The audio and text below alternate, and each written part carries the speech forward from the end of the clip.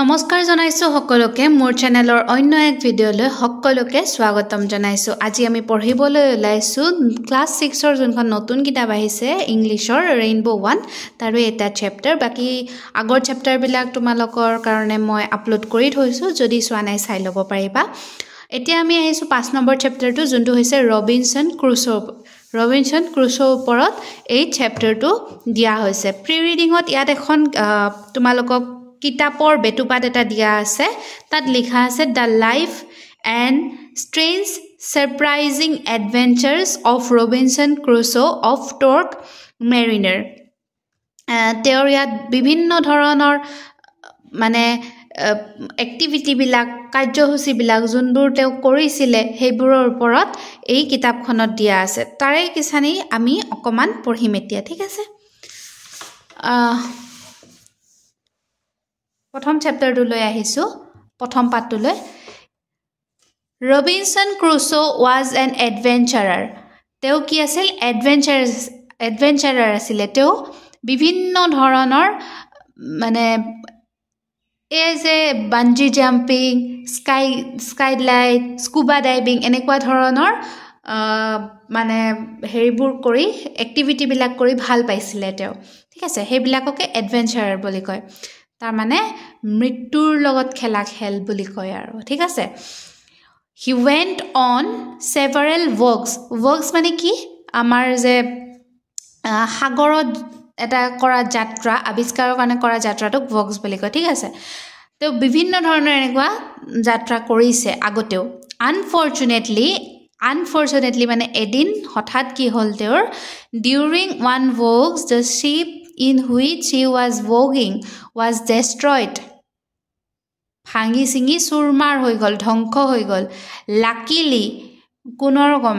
মানে ভগৱানৰ কৃপাত ৰবিনসন ক্ৰুসো ৰিচ এ আইল্যান্ড সেফলি এখন দ্বীপত আইল্যান্ড মানে দ্বীপ তাত সেফলি গৈ পাল he spent 28 years there 28 মানে 28 বছৰ তেওঁ তাত মানে 28 বছৰ তেওঁ তাত কি কৰিছিলে মানে সেই দ্বীপটোতে তেওঁ আছিলে 28 বছৰ ধৰি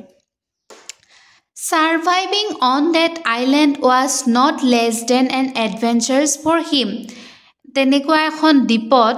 অকলে অকলে এনেকে থাকাটো তেওঁৰ বাবে এটা খেলাৰ বাহিৰে মানে মৃত্যুৰ খেলৰ বাহিৰে কোনো ধৰণৰ কম নাছিলে এডভেঞ্চাৰৰ বাহিৰে কম নাছিলে his days were eventful তেওঁ বিভিন্ন ধৰণৰ কাম কৰিছিলে ঠিক আছে he kept a journal and carefully noted down almost everything he did and experienced there তেওঁ এখন জাৰ্নেল লগত ৰাখিছিলে আৰু কি কৰিছিলে সেই জাৰ্নেলখনত তেওঁ যিমান কাম কৰিছে যিমান ধৰণৰ এক্টিভিটি কৰিছে সকলোবোৰ তেওঁ কি কৰিছিলে সেইখনতে লিখি থৈ দিছিলে ঠিক আছে so here is an account of the event of one day from his journal আমি এতিয়া সেই জাৰ্নেলখনৰে এদিনৰ যিখিনি তেওঁ কৰিছে সেইখিনি আমি পঢ়িব ওলাইছো obviously 28 বছৰ মানে 365 পূৰণ 28 কৰিবা কিমান দিন পাবা তোমালোকে গম পাবা তেনেকুৱা এখন পঢ়িব লাগিলে মস্ত কিতাপ এখন পঢ়িব লাগিব সেইখন কিতাপৰ এইখন বেটুপাত গতিকে মস্ত কিতাপখন পঢ়িব লাগিলে আমাৰ এতিয়া ইমানখিনি সময়ও নাই দিয়াচোন কাৰণ আমি কোৰ্সৰ কিতাপবোৰে পঢ়ি থাকিব লাগে বেছিকে হয়নে সো আমি এদিনত তেওঁ কি কৰিছিলে সেইটোৱে আমি পঢ়িম আৰু তাৰে পৰা আমি মতামতিকে তেওঁৰ মানে দিনৰ কাৰ্যসূচীবোৰৰ কথা আমি গম পাম আৰু থুলমূল ভাবে this will give a glimpse মানে থুলমূলকে আমি গম পাম আৰু of how adventurous Robinson Crusoe's they were on the island ঠিক আছে এতিয়া চাবা তেওঁ লিখা আৰম্ভ কৰিলে I was at the entrance into my cave তেওঁ ক'ত থাকিছিলে গুহাত থাকিছিলে cave মানে হৈছে গুহা মনত ৰাখিবা all of a sudden I was shocked by something frightening I looked around and saw piece of art from the roof, the cave and the edge of the hill coming towards me. কি কৈছে যে মই গুহাৰ ভিতৰত সোমাই আছিলোঁ তেতিয়া কি হ'ল হঠাৎ মই চক খাই উঠিলোঁ যে কিবা ভয় লগা বস্তু এটা আহিছে মোৰ ফালে মই ভালদৰে চোৱাতে গম পালোঁ যে এটুকুৰা পৃথিৱীৰ এটুকুৰ মোৰ গুহাৰ ওপৰৰ পৰা এনেকৈ পৰি আছে তাৰপিছত কি হ'ল The ground that I was standing on shook terribly.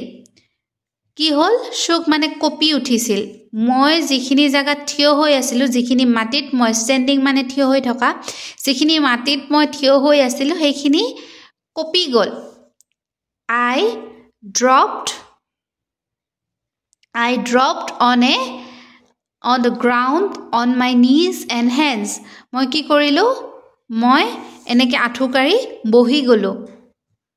আঁঠুকাৰি knees and hands এনেকৈ আঁঠুকাৰি বহি হাতখন এনেকৈ পাতি দিলোঁ The violent motion of the earth made my stomach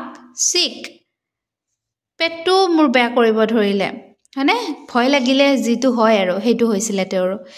There were 3 major shock at about 8 minutes distance. কি হৈছিলে 8 মিনিটৰ ব্যৱধানত তেনেকৈ 3 বাৰ আহিছিলে 3 বাৰ তাৰ মানে সেই ভূমিকম্পটো আহিছিলে ঠিক আছে The earthquake was very powerful. বহুত শক্তিশালী আছিলে তোমালোকে এনেকুৱা আৰ্থকুৱেক অনুভৱ কৰি পাইছানে যদি পাইছা কমেন্ট কৰি জনাবাচোন ঠিক আছে আৰু ভূমিকম্প হলে কি কৰিব লাগে আমি বাহিৰত দৌৰি যাব লাগে মুকলি জায়গাত হয়নে সেইবোৰ কথা হয়তো সকলোৱে জানা তো তোমালোকে অকমান কমেন্টত লিখিবাচোন যদি আৰ্থকুৱেক অনুভৱ কৰিছা It could have destroyed the strongest building on the earth. Strongest building বুলি কৈছে সবতকে শক্তিশালী যোনটো মানে বিল্ডিং আছে সেই বিল্ডিংটোও হয়তো ইমান শক্তিশালী আছিল সেই ভূমিকম্পটো হয়তো সেই বিল্ডিংটো হয়তো ভাঙি দিলেহেঁতেন ঠিক আছে I heard a defending sound. মই কিছুমান শব্দ শুনিছো It was the sound of a big rock falling into the sea. I looked towards the sea. ডাঙৰ পাথৰবোৰ আহি পানীত এই যে পানীত পৰিলে এটা শব্দ হয় হেনেকুৱা শব্দ হৈছে বাগৰি অহা শব্দ হৈছে সো মই হেবিলাক চাই আছিলো The sea was becoming fearful. মানে সাগৰটো ভয় লগা হৈ আহিছিলে সাগৰৰ ঢৌবোৰ উফন্দি দি আহি আছিল I knew it was because of the earthquake. মই গম পাইছিলো এয়া ভূমিকম্পৰ কাৰণে হৈছে যেতিয়া সাগৰত ভূমিকম্প হয় নহয় তাত হেয়াই বহুত মানে ভয় লগা হয় সুনামিবোৰ সেই কাৰণে আহে ঠিক আছে তো এইটো তেও ৰবিনসন ক্ৰুজে উইটনেছ কৰি আছিল The tremors were stronger under the sea than on the surface. মকলুৱে ইতিমধ্যে যে যিবোৰ ভূমিকম্প সাগৰৰ তলত হয় সেইবোৰ বেছি ভয়ানক হয় বেছি উফন্দি উঠে ঠিক আছে The sea appeared angry and violent. একদম কলা হৈ আহিছে ঢৌবোৰ ডাঙৰকে আহিব ধৰিছে At the same time the sky was covered with black clouds. আৰু আকাশখন স্কাই মানে আকাশখনো কি হল কলা মেঘেৰে আবৰি আহিছে সেই সময়তে The wind started to blow and grew little by little. বতাহজাক লাহে লাহে ডাঙৰ হৈ আহিব ধৰিছে to become a strong hurricane. আৰু হেয়া হাৰিকেন আমি বৰদৈচিলা বুলিও কওঁ হয়নে বৰদৈচিলাৰ ৰূপ ধৰিব পাৰে মানে ধুমুহা আহিব পাৰে এতিয়া All of a sudden the sea was covered with foam. আৰু সেই ঢৌবোৰত কি হল ফেন উঠিব ধৰিলে ফেন উঠি ফেনবোৰ ডাঙৰ হ'ব ধৰিলে The shore was overflowed. কি হল পাৰবিলাক ভাঙি আহিব ধৰিলে And the trees were uprooted.